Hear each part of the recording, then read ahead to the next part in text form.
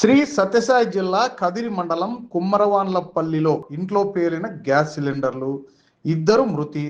Gas సిలిండర్లు పేలి మరో 10 మందికి తీవ్ర గాయాలు, ఆసుపత్రికి తరలింపు.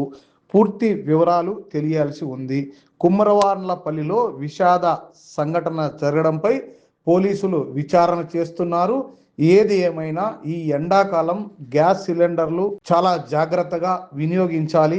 ఇలాంటి సంఘటనలు పునరావృతం కాకుండా చూసుకోవాల్సిన బాధ్యత మనందరిపైన ఉంది. శ్రీ సత్యసాయి జిల్లా కదిరి మండలం కుమ్మరవాన్లపల్లిలో ఇంట్లో పేలిన గ్యాస్ సిలిండర్లు, ఇద్దరు మృతి.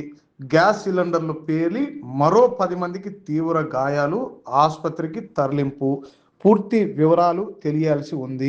కుమ్మరవాన్లపల్లిలో విషాద సంఘటన జరగడంపై పోలీసులు విచారణ చేస్తున్నారు. ఏది ఏమైనా ఈ ఎండాకాలం గ్యాస్ సిలిండర్లు చాలా జాగ్రత్తగా వినియోగించాలి. ఇలాంటి సంఘటనలు పునరావృతం కాకుండా చూసుకోవాల్సిన బాధ్యత మనందరిపైన ఉంది.